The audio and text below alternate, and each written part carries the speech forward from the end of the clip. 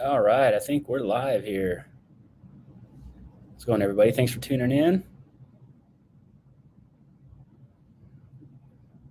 Just real quick, gonna fire up my Instagram here. So we're live there. All right, we are live.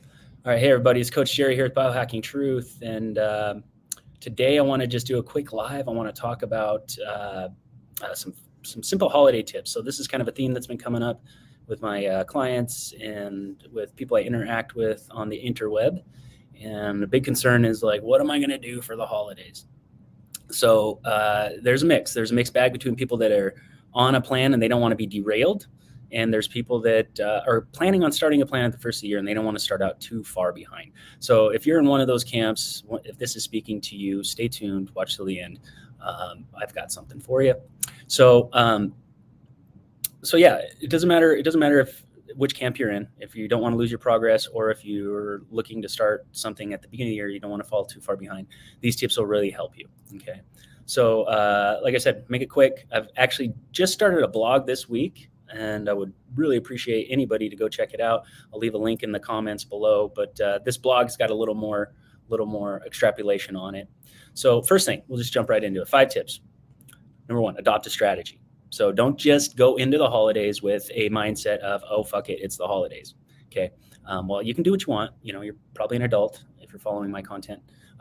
But just don't go in there blind or with a strategy of just like whatever happens, happens. So adopt a strategy. Like I said in my blog, there's more elaboration on these different strategies, but whatever it is, there's no like secret formula for this, guys. It's all based on like your personality. So, one example of a strategy would be allow yourself one indulgence day a week during the holidays. And during that day, be mindful and reasonable about what you're doing. But the rest of the week, you're just staying on your plan. So one of the big things that happens when we go off a plan, even for a few days, is we get this arrogance about us, and like, don't get triggered by that word. It's just a word. But we get this arrogance about us that leads us to believe that we've got this, right? But we don't understand how the physiological effects work on our body and our mind. So yeah, just going off track for a few days, if you totally blow it, can really, really do a number on your ability to stay on track. So number 1, adopt a strategy. Pick a strategy and go with it. Like I said, you could pick one indulgence day per week. Be mindful, be wise. Maybe an indulgence every day, just a Christmas cookie every day or something like that. You can save it up. Do 2 indulgence meals on the weekend. So maybe you have an indulgence side dish, an extra helping of something starchy and rich one day, and the next day, and then you have a dessert with it, and the next day maybe you have 2 desserts or something like that through the course of the day. So I know that sounds like a lot, but these other tips are going to help mitigate the effects of that daily indulgence. So number 2, sleep and hydrate well. When we're lacking sleep and we're low on hydration, our body just calls for weird things. So if you're tired, low on energy, you're going to be low on your anabolic hormones. You're going to be low on the hormones that make you want to go and push through your day and to dominate your day. You'll be really low on those. And if you're not hydrated, obviously, there's going to be a whole lot of things going on down at the cellular level that are not optimal. And if that's not optimal, your body's not going to want to perform the way it can. Tip number 3, ramp up your workouts. So this is a time of year where a lot of people decide to take some time off the gym or maybe back off a little bit, whatnot. From what I found, more often than not, this isn't so much like a real beneficial strategy that they're utilizing for like mind, body, soul decompression. It's really like going off a past experience and how they feel during the holidays. So during the holidays, they're overindulging, they're not getting much sleep, they're consuming more alcohol than they normally do. And so they're not feeling that great during the holidays, honestly. So they don't really feel like going to the gym, and they kind of adopt the strategy of skipping. So do the opposite, ramp up your workouts. And, if you're not sleeping and hydrating well, if you don't have a strategy, your ability to ramp up your workouts to go a little more intense, really push the weight that you're moving if you're into weightlifting, or the miles you're running, or whatever your modality is. But ramp those up. If you're not doing the other things well, your ability to do that is not going to be really high. So pay attention to the feedback loop there. And the answer there is, if I can't ramp up my workouts, the answer isn't to cut the workouts out.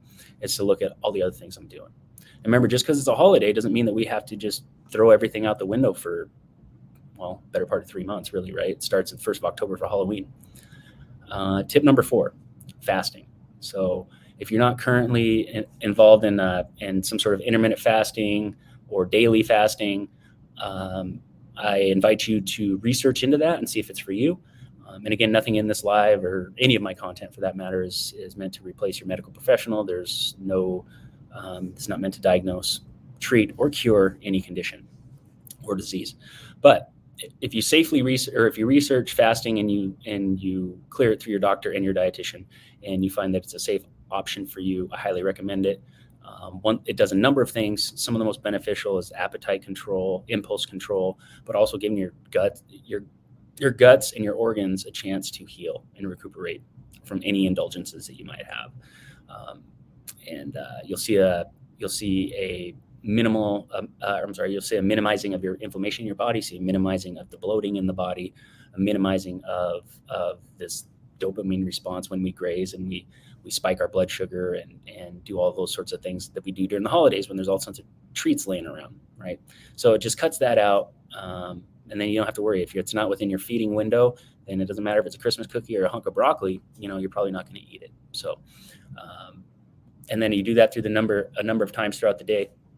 Then you really build some mental muscle to be able to pick and choose your foods more intentionally. Tip number 5, find an accountability buddy, find an accountability partner. You probably already have one, whether it be someone that you go walking with or that you go to the gym with, maybe you go shopping with and plan your meals out for the week, whatever the case may be. But if you have that accountability partner, see how open they are to adopting a similar strategy through the holidays. So again, none of this stuff is secret. Nothing about being healthy, having a lot of energy, being highly focused in everything you do. Nothing about that is difficult, right? Or complex. I guess it can be difficult depending on your situation, but none of it's really complex. The simpler, the better, because the stuff that is complex requires your full and immediate attention. And what I mean by that is like, why am I making these choices, right? Why can't I seem to do what I know is right for me?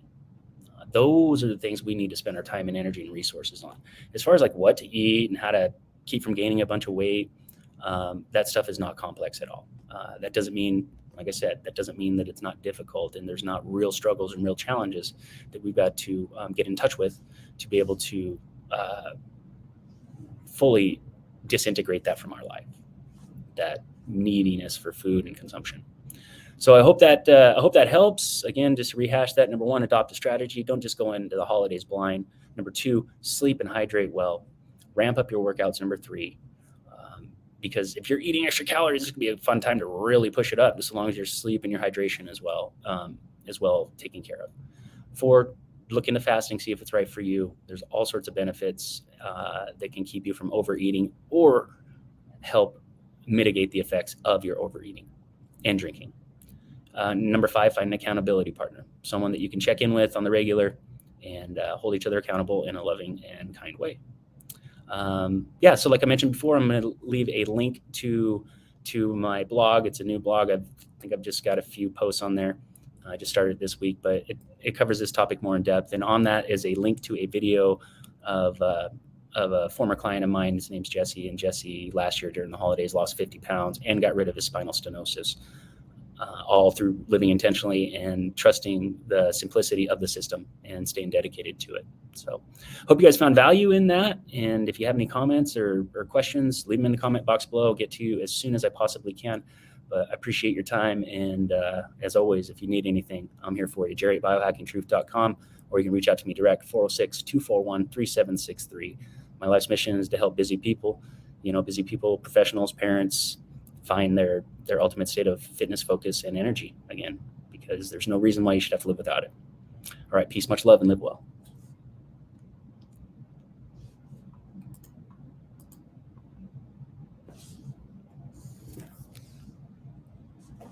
Oh, hey, look at this. All right, I can see my comments now. If is a game changer. That's right. Yeah. Yes, it is, Lori. Intermittent fasting. That's my... I knew this one would draw some attention. 2 desserts. No one told me I could have 2 desserts. We need to talk, Rhonda. We need to talk. Yeah, there's more than one way to skin a cat. So awesome.